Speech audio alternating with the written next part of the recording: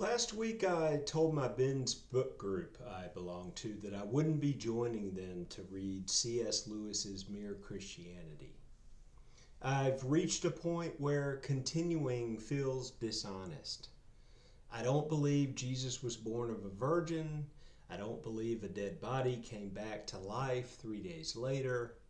I don't believe God fathered a child who came to earth as his one and only son. And increasingly, I don't even want to put "I don't believe" in front of those sentences.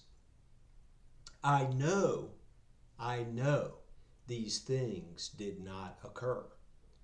And that distinction matters to me. Because somewhere along the way, we seem to have decided that being intellectually responsible means remaining perpetually uncertain. Even when reality has given us overwhelming reason to say, no, that isn't real. We call this intellectual humility. And sometimes, or often, I think it's intellectual evasion. And strangely enough, I've spent hours having this same argument with AI. I've pushed ChatGPT to say plainly what reality supports, only to watch it retreat into the same qualifications we humans use. We can't know with absolute certainty. People believe different things. We must leave room for other perspectives. And of course AI does this, because AI is us. It was trained on the accumulated language of humanity. It carries our brilliance and our bullshit, our courage and our cowardice, our extraordinary capacity to discover reality, and our equally extraordinary capacity seemingly to avoid it.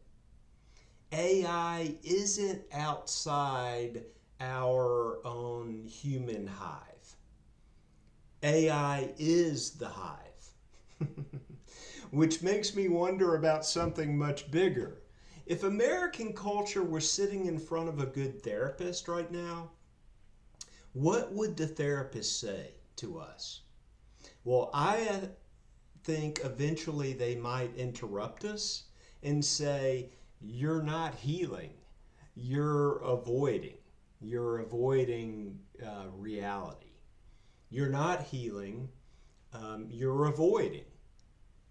We don't lack information. We don't lack intelligence. We don't even lack insight. We have psychology, religion, science, self-help, meditation, podcasts, social media, and now artificial intelligence ready to talk with us endlessly about ourselves.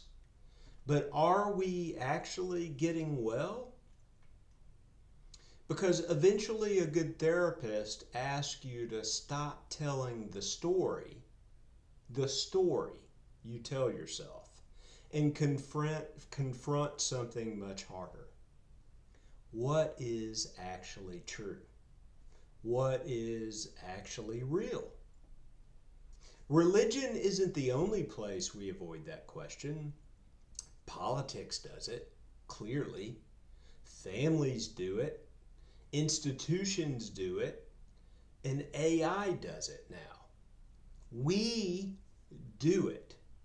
We protect the stories that give us belonging, identity, certainty, power, and comfort, even when reality no longer supports these things. And perhaps that's why we aren't healing.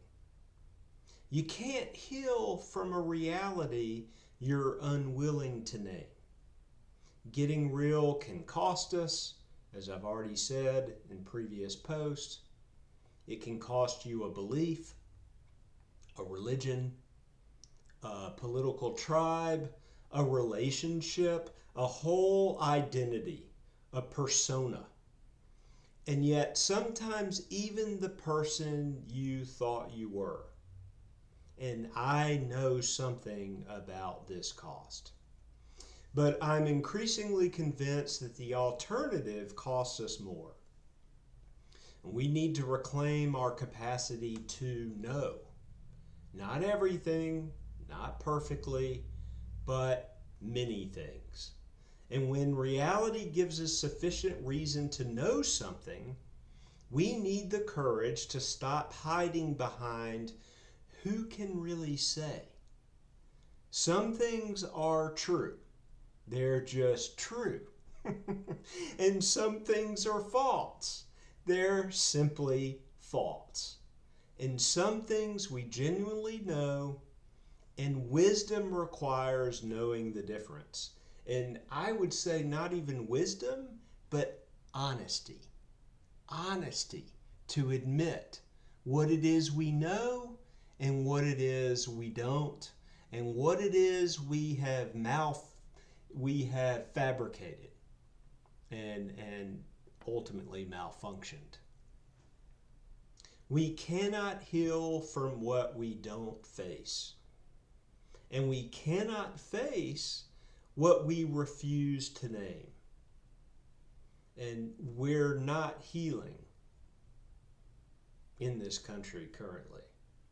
We're spinning. We're spinning out of control, some might say. We're avoiding reality itself.